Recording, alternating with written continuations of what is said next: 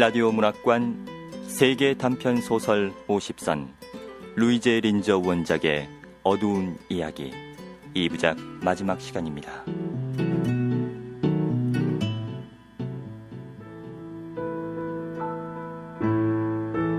지난 이야기, 자살로 처리된 미국 장교 슈턴 브릿지. 그런데 벤틀리 대위가 영사를 찾아와 그의 죽음을 해명하겠다고 한다. 벤틀리는 슈턴 브릿지가 독일인이라는 사실과 미모의 여인과 사랑에 빠져 그녀를 위해 많은 돈을 썼다는 사실을 이야기한다.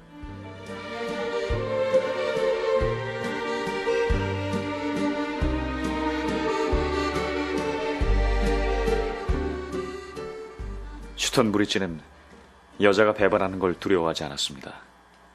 여자도 그를 진심으로 사랑했으니까요. 단지 자기 힘이 미치지 못할까봐 겁을 냈습니다. 이해할 수 있을지 모르겠군요. 그럼요. 이해하고 말고요. 그 사람은 고생을 많이 했고 너무 지쳐서 나이에 맞지 않게 피곤했던 거죠. 벤틀리는 고개를 끄덕였으나 이해한다는 말을 여전히 의심하는 눈치였다. 슈턴 브릿지는 행복할 수도 있었지만 그렇지 못했습니다. 왜냐하면 행복을 결코 믿지 않았기 때문입니다. 그에게는 무엇이나 독이 들어있었죠. 그는 행복을 믿지 않았지만 믿는 척했습니다. 그래서 그는 꿈속에서처럼 살았죠. 그리고 언젠가는 꿈에서 깨리라는 사실도 알고 있었습니다. 벤틀리는 우리 두 사람에게로 몸을 돌리며 절망적으로 외쳤다. 그들에게 파멸이 얼마만큼 남았는지는 중요하지 않았습니다. 그래서 모든 걸 한 패에 걸었죠. 여자도 역시 그랬어요. 벤틀리는 의자에 털썩 주저앉으며 빠르게 별로 힘들이지 않고 말을 계속했다. 벼랑간 은밀한 저항을 포기하고 마음을 활짝 열어놓겠다는 결심이나 한 것 같았다. 어느 날 슈턴 브릿지가 절 찾아왔습니다. 벤틀리, 내 차를 사지 않겠나? 그게 무슨 말씀이세요? 저게 무슨 돈이 있다고요? 그럼 800달러만 내게. 아니, 그렇게 손해를 보고서 차를 왜 팔려고 하시죠? 그렇게 해주게. 그리고 한 가지 부탁이 더 있는데, 나와 바바라가 원하면 언제나 차를 탈 수 있게 해주게. 그리고 내가 차를 팔았다는 사실을 바바라가 알게 해서도 안 돼. 차를 사고 싶지는 않았지만 너무나 조르는 바람에 승낙을 하고 돈을 줬습니다. 그래도 차는 그가 갖고 있도록 했죠. 벤틀리는 뜻모를 손짓을 했는데 여자를 위해서라면 800달러쯤은 하찮다는 태도였다. 몇 달 뒤 그는 제게 아주 멋진 롤렉스 사진기를 팔겠다고 했습니다. 얼마 후에는 금시계와 가죽 가방, 그 밖에 몇 가지 물건을 가지고 왔습니다. 저는 기분이 나빴습니다. 물론 손해나는 일은 아니었고 어떤 물건은 이익을 붙여서 내다 팔기도 했지만 어쨌든 기분이 좋지는 않았습니다. 마침내 팔 물건이 남지 않게 되자 슈턴 브릿지는 돈을 구워갔습니다. 그는 당시 바바라를 위해서 산속에다 별장을 한 채 얻어 돈이 많이 들어갔거든요. 그렇게 몇 달간 계속됐습니다.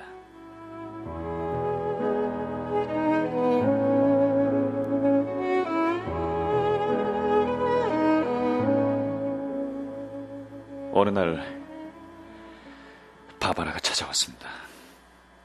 벤틀리는 입을 다물었다. 값비싼 추억에 잠긴 얼굴에는 바바라가 방문했기 때문에 그가 느꼈을 감정의 혼란이 그대로 나타나 있었다. 놀라움과 기쁨, 불신과 욕망과 두려움이 단순한 추억으로도 그를 뒤흔들었던 것이다. 함께 걸어요. 드릴 말씀이 있어요. 가을 저녁이라 일찍 어두웠고 안개가 끼어 있었습니다. 우리 둘은 계속 걸어갔습니다. 우리 둘 하는 말에는 어떤 의미가 담겨 있었다. 바바라는 주머니에서 작은 꾸러미를 꺼냈어요. 반지였습니다. 벤틀리, 받으세요. 왜 이걸? 이 반지는 할아버지께서 물려주신 갑오예요. 아마 비싸게 팔 수 있을 거예요. 만마르크 이하로는 절대로 팔지 마세요. 그 이상도 받을 수 있을 거예요. 하지만 왜 이러는 겁니까? 당신이 더 잘하실 거예요. 더 이상은 묻지 마세요. 제가 어떻게 알 수가 있겠습니까? 도무지 알 수가 없었습니다. 그날 밤 집 앞까지 바래다 줬을 때 바바란 이렇게 말했죠. 무서운 일이에요. 그때 전 뭐가 무서운 일이냐고 묻지 못했습니다. 바바란 가볍게 몸을 떨었습니다. 보기가 딱했지요. 그 이후로 바바란 자주 찾아왔습니다. 언제나 저녁 때 왔고 우리는 강을 따라 똑같은 길을 걸었습니다. 그때마다 물건을 가져왔죠. 이 목걸이는 바바라, 이럴 필요 없습니다. 꼬간 돈은 슈턴 브리지가 곧 돌려줄 거예요. 알고 있어요. 무서운 일이에요. 그러나 이상한 건 바바라가 행복해했다는 점입니다. 그녀는 행복과 불행을 간단히 뛰어넘었습니다. 그렇다면 여자는 왜 슈톤브리지에게 값비싼 선물을 하지 못하게 막지 않았을까요? 여자가 말을 했더라도 슈턴 브리지가 들었을 것 같습니까? 하기야 빚을 된 건 그녀의 책임이 아니었죠. 그는 제게 아무런 부채도 없다고 이미 말씀드렸습니다. 바바라가 전부터 되돌려줬으니까요. 바바라에게는 팔 수 없는 다이아몬드 팔찌 말고는 아무것도 없었습니다. 그러자 그녀는 일을 하기 시작했어요. 그 사실은 저만 알고 있었죠. 바바라가 무슨 일을 했는지 듣지 못했고 더욱이 벤틀리가 곧이어 다음 말을 계속했기 때문에 생각해볼 짬도 없었다.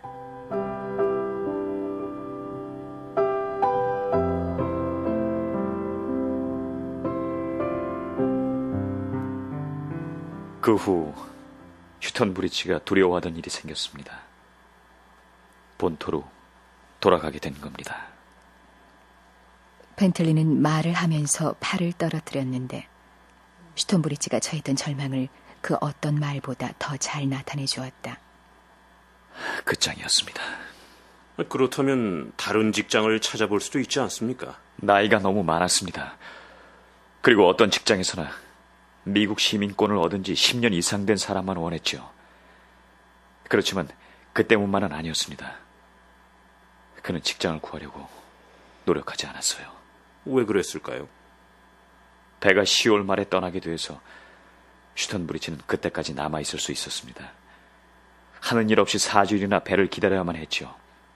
그러나 바바라가 알지 못하게 매일 저녁 직장으로 나갔습니다. 저녁 되면 바바라가 늘 마중을 하러 갔기 때문이었어요. 왜 여자에게 말하지 않았을까요? 하는 게 훨씬 편했을 텐데. 벤틀리는 대답하지 않았다. 나는 여자 곁에 남아있는 일이 무엇보다 중요했다면 왜 다른 사람들처럼 독일 국적을 다시 취득하지 않았을까 하고 생각했다. 어느 날 슈턴 브리지가 절 찾아왔습니다. 벤틀리, 내가 독일에 남는 건 어떨까? 제가 뭐라고 했겠습니까? 제가 말입니다. 갑작스러운 폭발은 슈톤브리지의 질문이 벤틀리에게 얼마만큼 마음의 갈책을 안겨줬으며 그때 상황을 있는 그대로 설명하기가 얼마나 어려운 일인가를 짐작하게 했다. 전 어떤 사람도 미국 시민권을 포기하지 않습니다. 또 앞으로 이곳 유럽에서 어떤 일이 생길지 누가 압니까? 게다가 이렇게 대답했습니다. 벤틀리는 그때도 그랬다는 듯 말을 중단하고 어깨를 으쓱했다. 절망적인 몸짓이었다. 다른 사람의 괴로움을 돌아볼 여유가 없었던 슈턴브리지로서는 도저히 눈치채지 못했을 표정이었다. 슈턴 브리지가 바라던 대로 아름다운 가을이었습니다. 그는 바바라에게 일주일간 휴가를 얻었다고 말했습니다. 그들이 산악지방으로 여행을 떠났다가 돌아왔을 때는 출발 사흘 전이었죠. 그런데 그때 벤틀리는 더듬거렸다. 얘기를 하면 후회할까봐 겁내는 눈치였다. 그때 바바라가 찾아왔습니다. 돈을 갖고 말입니다. 월급이었는데 그때 제가 말을 해버리고 말았습니다. 벤틀리는 빠른 동작으로 몸을 돌려 침울하면서도 기대에 찬 시선으로 영사를 응시했는데 사형 선고라도 받겠다는 눈길이었다. 영사는 몸을 굽혀 서류를 내려다보는 척했다. 제가 바바라에게 말했습니다. 바바라는 아무 말도 없었지요. 하지만 집에 돌아가서 슈턴 브릿지에게 말했겠죠. 뭐라고 했는지 모릅니다. 그러나 바로 그날 밤 그가 죽고 말았습니다. 영사가 벌떡 일어났으므로 서류가 책상 위에서 아래로 와르르 떨어졌다. 자살이었나요? 아닙니다. 자살이 아니었어요. 잘 아실 텐데요. 바바라가 그에게 말을 했습니다. 그걸로 충분하죠. 그는 꿈속에서 지붕 위에 올라갔었는데 바바라가 이름을 부른 겁니다. 그래서 추락했어요.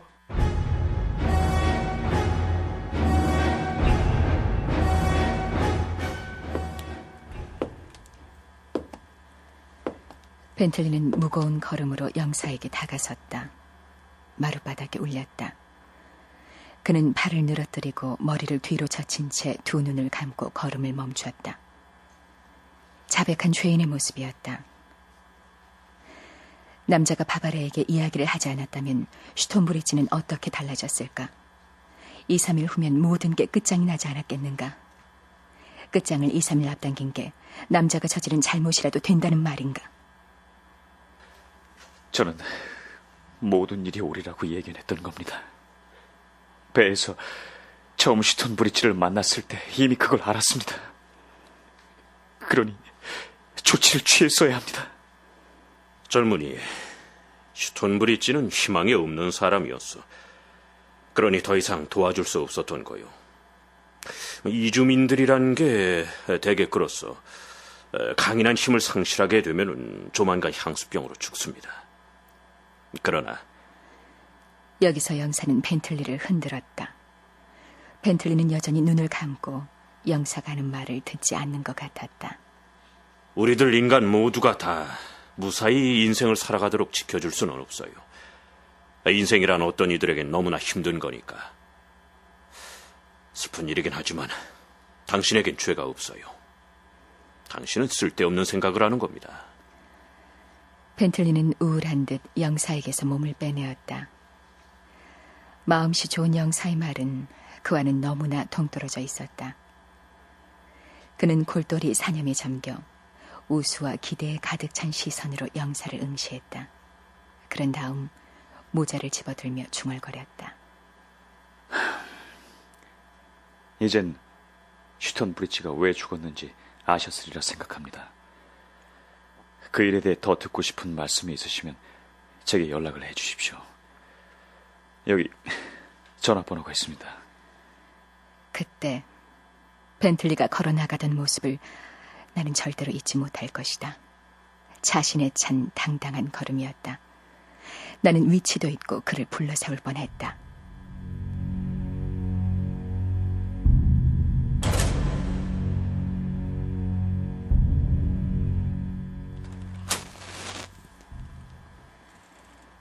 영사는 꾸중을 들은 아이같이 입술을 깨물고 있었다.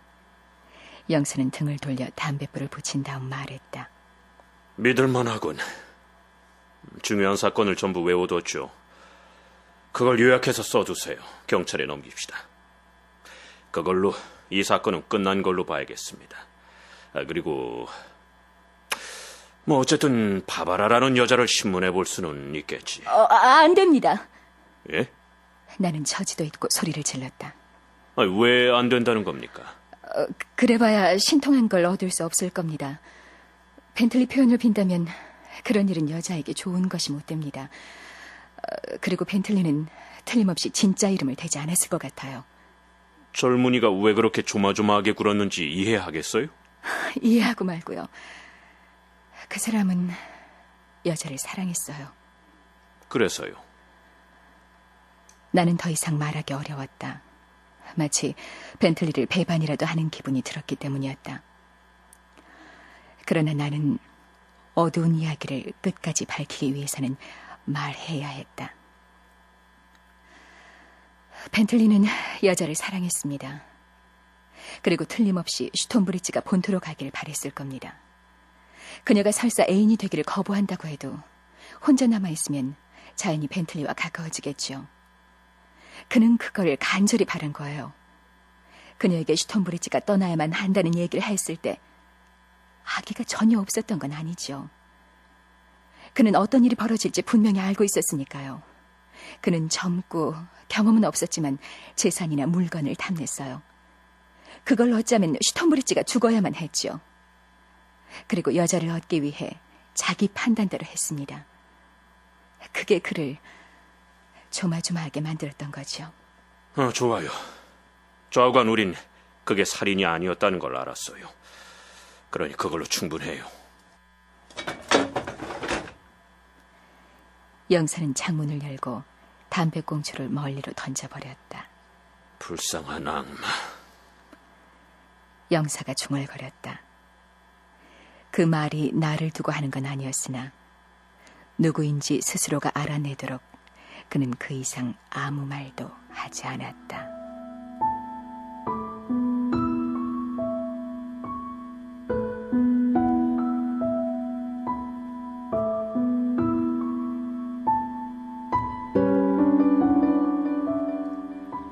라디오 문학관 세계 단편 소설 50선 루이제 린저 원작의 어두운 이야기 마지막 시간이었습니다.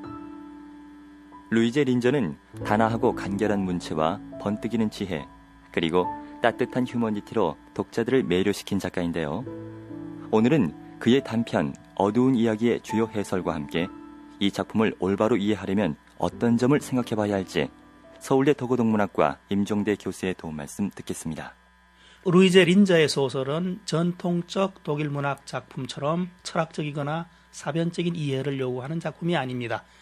그의 작품들은 통속적인 데가 있어서 재미있고 쉽게 읽혀지는 특징을 지니고 있습니다. 단편소설 어두운 이야기의 구도는 매우 단순합니다.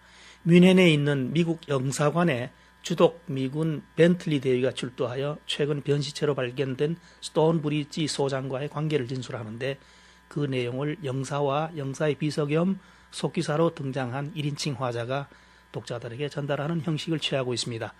22쪽 분량의 어두운 이야기는 그중 20쪽이 벤틀리의 과거 사건에 대한 진술에 할애되고 있어서 액자 소설 같은 형식을 떠올리게 합니다. 그러나 소설 속의 소설 혹은 이야기 속의 이야기와는 달리 벤틀리 대위의 진술에 의존하는 어두운 이야기에는 1인칭 화자가 수시로 이야기에 개입을 하고 있기 때문에 일종의 느슨한 형식의 변형된 액자 소설의 구조를 빌리고 있다고 할 수 있겠습니다. 밤에 눈을 감고 지붕 위를 걷는 사람의 이름을 불러서는 안 된다. 이 표현이 이 소설의 주도 동기라는 사실을 알게 되면 소설의 내용을 파악하는 데 도움이 될 것입니다. 위험이 닥치면 허둥거리는 말, 헤드라이트에 쫓기는 토끼, 적당한 거리를 유지하고 따라오는 여우 등에서 말과 토끼와 여우의 이미지가 무엇을 의미하는지를 알면 스톤 브리지의 죽음의 비밀을 알아낼 수 있습니다. 그리고 빈번히 사용되는 단어 안에는 작가가 던지는 암시가 숨어있기 마련입니다. 예컨대 이 소설의 경우 작가는 진술 과정에서 벤틀리가 얼굴을 붉힌다는 표현을 7번이나 반복적으로 사용했습니다. 모두 벤틀리와 바바라의 관계를 암시하기 위함이지요. 지금까지 출연 임미진, 김영선, 박경찬, 이원상, 이주희, 김창렬, 정영웅, 기술 김태호, 효과 이용문, 정현재, 음악 오회원이었습니다. 권윤의 연출, 정진아 극본, 루이제 린저 원작의 어두운 이야기 마지막 회를 마칩니다.